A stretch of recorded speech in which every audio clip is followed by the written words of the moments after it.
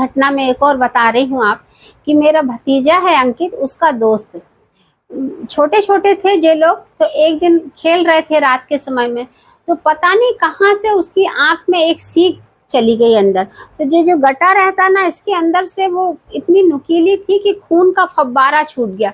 और वो जब खून का फव्वारा छूट गया तो वो बंद ही नहीं हो रहा था, पूरी रात उसकी आंखों से खून बहता रहा।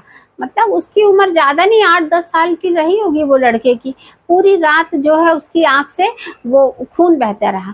फिर मेरी मम्मी थी, अब जो इस दुनिया में नहीं है, मेरी मम्मी को ये खबर लगी तो वो रात ही में उनके घर में पहुंची और उन्होंने तुरंत उनसे बोली कि तुम सिर्फ यहीं से हाथ जोड़ो, सुबह चलेंगे, अभी तो रात बहुत हो चुकी है, सुबह अपन चलेंगे, यहीं से हाथ जोड़ो, धुआंवती मैया से बोलो कि हे मातेश्वरी, मैं आपको आंख चढ़ाऊंगी मगर मेरे जो लड़का है उसकी आंख से खून बंद हो जाए।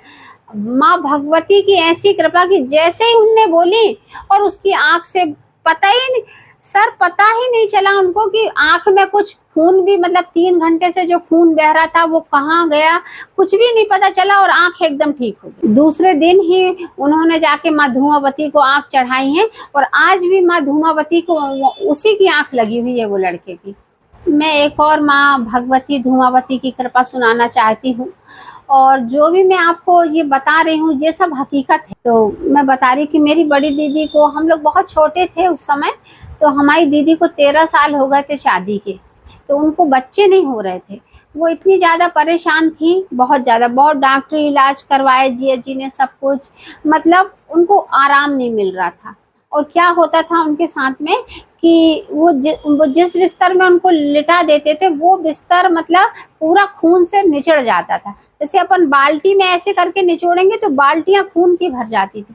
और जबकि वो बहुत ज्यादा मतलब हेल्थी थी, मगर परेशानियों की वजह से, तकलीफ शारीरिक के कारण वो एकदम कमजोर हो गई थी। मगर उनके साथ ये प्रॉब्लम थी कि बच्चे तो उनके आते, मगर पता नहीं क्या हो जाता उनको, और मतलब जब बच्चा होना रहता उनका तो इस टाइप से हो जाता और बच्चा उनका खराब हो जाता था। मगर मेरे जो जिया जी हैं तो वो मतलब जो झाड़ा फूकी वगैरह इसमें, ये माँ भगवती में, ये सब में विश्वास नहीं करते, वो आज भी नहीं करते हैं। मगर माँ धुआंवती की मैया की कृपा वो मानने लगे हैं अब। तो उन्हें बहुत इलाज करवाया मगर दीदी ठीक नहीं हुई। फिर उन्होंने, जब दीदी एकदम लाश बन गई, फिर वो अपने मतलब राजनांदगांव में थी उस समय दीदी, वहीं जीएजी सर्विस करते थे, तो लेके आए जब धुआं, तो फिर उनने लेके आके सीधे धरती में ही डाल दिए। मतलब उनने साफ हमारी मम्मी से बोल दिए थे कि मतलब मैंने बहुत इलाज करवा लिया, अब नहीं बचेगी ये, मतलब मरने की नौबत। मतलब दीदी को ये था